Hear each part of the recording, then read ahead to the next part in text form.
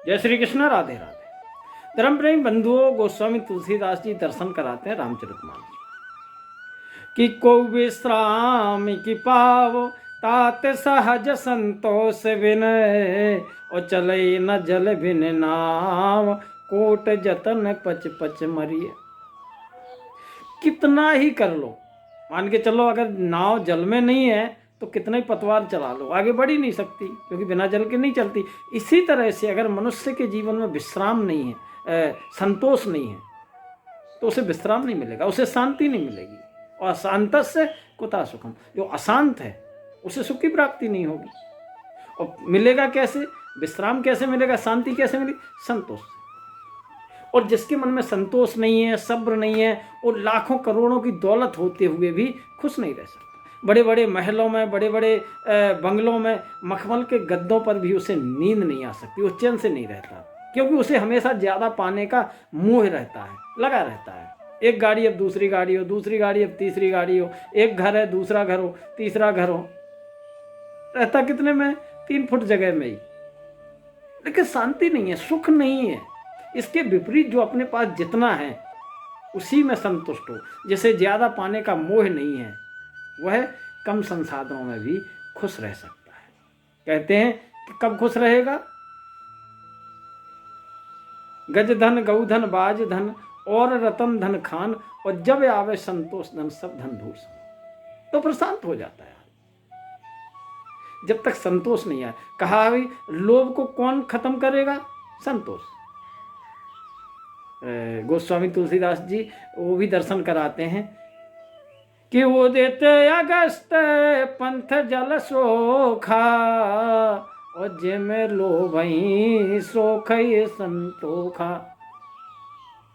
जैसे अगस्त है और पानी को सुखा देता है, अगस्त तारे का जब उदय होता है तो पानी सुखा देता है। इसी तरह से जब मनुष्य के हृदय में संतोष आता है तो लोभ खत्म हो जाता है, फिर लोभ नहीं रहता उसके हृदय।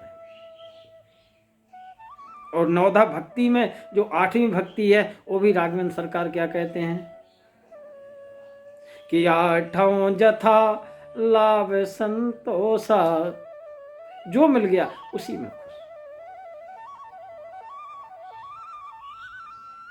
समदर्शी इच्छा कछु नाहि, जो समदर्शी है, जो मिल गया उसमें खुश है, जो है, जो प्राप्त है उसी में प्रसन्न है।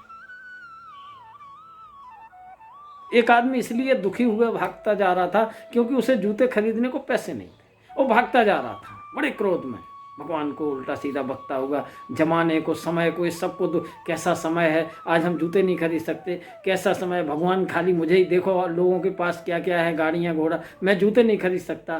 तो सामने देखा कि एक बिना पैरों का बैठा हुआ है, और वो मतलब जो अपना भीख मांग रहा हो या कुछ बेच रहा हो, वो कर रहा था, वो बड़ा खुश है, प्रसन्न मुद्रा में। उसने, अजीब आदमी है, तुम बड़े खुश हो भाई? बोले हाँ, क्यों?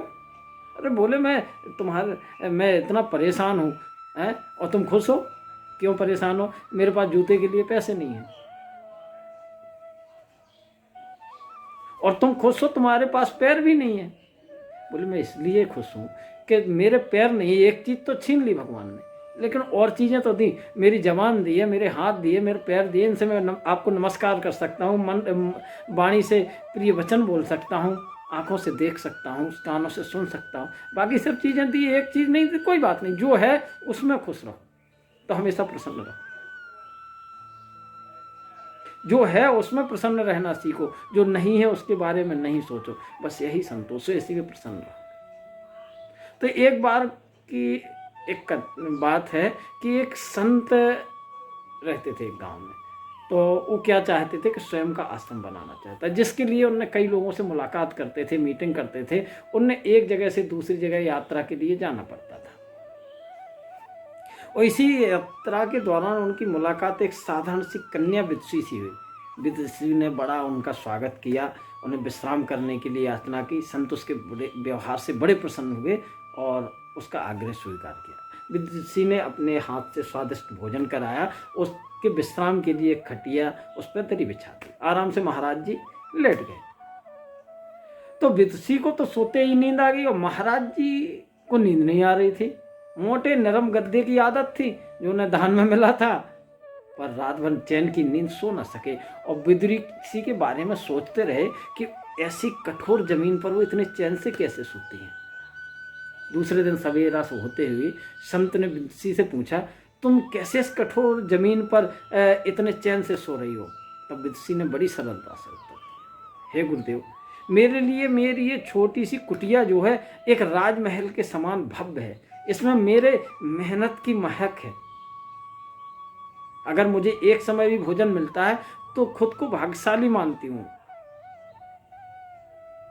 और जब दिन भर के कार्यों के बाद इस धरती पर सोती हूँ तो लगता है कि मैं अपनी माँ की गोद में सो रही। ऐसा आत्मीय एहसास होता है। मैं दिन भर के अपने सत्कर्मों का विचार करते हुए चैन की नींद सो जाती कि मैंने कोई गलत कार्य नहीं किया है, इसलिए हमें नींद चैन से आती है और मुझे एहसास भी नहीं होता कि मैं कठोर धरा पे सो रही हूँ। मुझे तो लगता है मैं अपनी माँ की नींद में सो रही हूँ। यह सब सुनकर संत जाने लगे। तब विदुषी ने पूछा, गुरुवर, क्या मैं भी आपके साथ आश्रम के लिए धन एकत्र करने के लिए चल सकती हूँ? आपका सहयोग कर सकती हूँ? तब संत ने विनम्रता से उत्तर दिया, बालका, मैं आपका गुरु नहीं, आप मेरी गुरु हो। आज आपने मुझे वो ज्ञान दिया है जिससे मुझे पता चला है कि सच्चा सुख कहाँ है। अब मुझे किसी आश्रम की इच्छा नहीं रही है। यह कहकर उस संत भगवान वापस लौट गए और जो एकत्र धन किया था उन्होंने गरीबों में बांट दिया और स्वयं एक कुटिया में रहने लगे बड़े आनंद से। कुछ दिनों बाद विदुषी के पास फिर गए, आराम से बोले, नहीं खटिया नहीं चाहिए, दरीन नहीं चाहिए, आराम से सोते हैं। तो नीचे धरा। कहने का आशय है कि जब इंसान के अंदर संतोष आ जाता है तो सुखी हो जाता है